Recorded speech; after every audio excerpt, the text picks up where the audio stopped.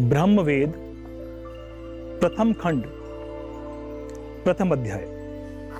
जीवन तथा मृत्यु का सत्य जान लेने के बाद अथवा सत्य को समझने के लिए या फिर इस सत्य को न जानने की इच्छा रखने के पश्चात भी सभी अपने उत्तरित तथा अनुत्तरित प्रश्नों के साथ चलायमान तथा स्थिर जगत ब्रह्म के स्थापित नियमों पर ही चलता है, क्योंकि स्वयं ब्रह्म अपने नियमों से बंधा है। जगत को निश्चित नियमों में स्थापित करने के समय स्वयं ब्रह्म भी उन्हीं नियमों के अधीन ही रहा। यह कैसे संभव है जिसकी उत्पत्ति स्वयं ब्रह्म से हो? वह ब्रह्मांश होने पर ब्रह्म के अनुसार व्यवहार न करे। जो सृजनशील शक्ति ब्रह्म के पास है, क्या उसका ब्रह्मांश के पास होना भी निश्चित है? ब्रह्म की स्वयं को नष्ट होने देने की प्रक्रिया भी ब्रह्म का ही नियम है। ब्रह्म के द्वारा जन्मे मनुष्य, जीव जंतु, पक्षी, जलचर, कीट पतंगे एक जैसे क्यों नहीं? क्यों पेड़ पौधे जंतुओं के समान नहीं होते? क्यों पर्वत, सागर, नदी या वायु का व्यवहार एक जैसा नहीं है? क्यों वे सब रंग एवं आकार में समान नहीं है? क्या ये सभी वही व्यवहार करते हैं जो स्वयं ब्रह्म का व्यवहार है?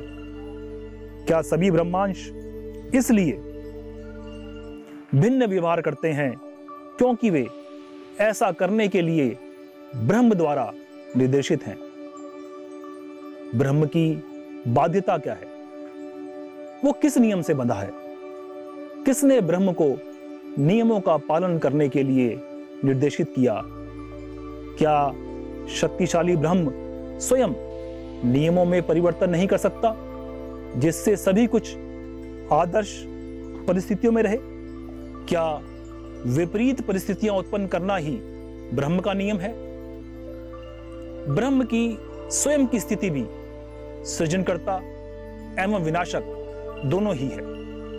यही कारण है कि वे सब जो ब्रह्म द्वारा उत्पन्न हुए हैं, वस्तुतः वे ब्रह्म के ही अंश हैं। सभी ब्रह्मांश ब्रह्म के नियम का स्वतः ही पालन करने लगते हैं। ब्रह्म को देखने, समझने, पाने की इच्छा क्या केवल मनुष्य में होती है? अन्य जीव क्या ब्रह्म को जानने का प्रयास करते हैं? क्या एक चट्टान भी ब्रह्म से मिलने का प्रयास करती है? ब्रह्म को समझने, देखने या पाने की इच्छा सिर्फ मनुष्य का कौतूहल है। यह सभी मनुष्यों में समान नहीं रहता। पशुओं, जलचरों, पक्षियों या पेड़ पौधों में जो भाव उत्पन्न होते हैं, वो सब उसके अपने कौतूहल का ही परिणाम है। चट्टान भी तो ब्रह्म के द्वारा बनाए हुए जगत में हो रही विभिन्न क्रियाओं द्वारा उत्पन्न हुई है। वह अपनी उपस्थिति से जल तथा वायु का प्रवाह रोकती है और परिवर्तित करती है। उसमें आ रहे परिवर्तन उसके जीवन चक्र का हिस्सा है। ब्रह्म के नियम के अनुसार चट्टान को नष्ट होना है और उसके नष्ट होने पर पत्थर के टुकड़ों का जन्म होना ब्रह्म द्वारा जगत के भौगोलिक दृश्य बदलने की प्रक्रिया है, जो कि चट्टान की सृजनात्मक प्रकृति का भी सूचक है। तो क्या चट्टान जीवित है या सोच सकती है? यह विचार अबोध है। जिस प्रकार व्यक्ति अपने अनुभव व बौद्धिक स्तर से अन्य व्यक्तियों को मापता है, ठीक उसी प्रकार वह दूसरे जीवित व स्थिर ब्रह्मांशों को भी स्वयं की तरह समझना चाहता है। कभी कभी सब कुछ समझकर या इस बात से अनभिज्ञ होकर कि स्वयं वह करोड़ों जीवित ऊतकों का समूह है, उसके भीतर करोड़ों कोशिकाओं का जन्म होता रहता है और वे नष्ट होती रहती हैं।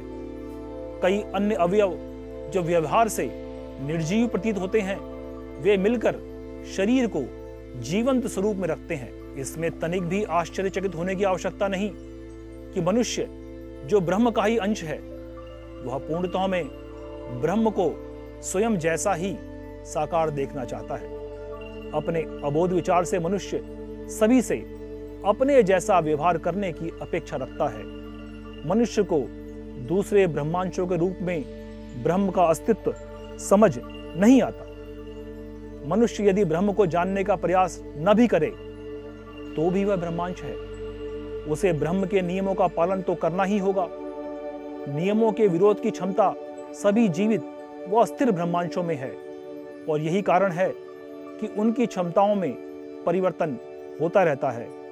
संरचना तथा रासायनिक परिवर्तन प्रत्येक ब्रह्मांश के जीवित रहने के समय तथा काल को बदलते हैं।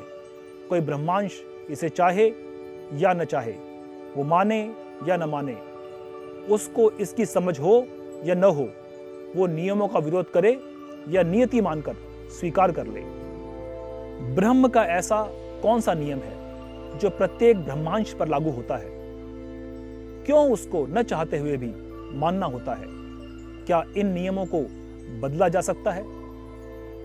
ब्रह्म का अडिग नियम है सृजन करना और नष्ट हो जाना, और इन दोनों के बीच ब्रह्म प्राप्त क्षमताओं से स्वयं को उन्नत करने का प्रयास करता है।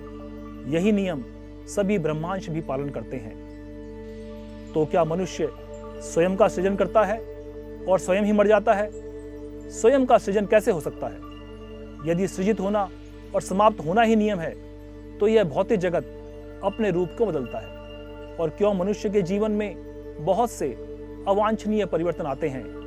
ब्रह्म का बनाया हुआ जगत प्रयोगवादी क्यों है? जब ब्रह्म को स्वयं ही नष्ट हो जाना है तो वह ब्रह्मांश को क्यों उत्पन्न करता है?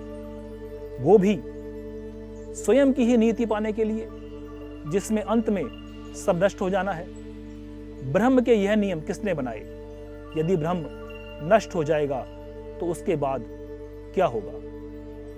ब्रह्मवेद खंड 1 प्रथम अध्याय समाप्त।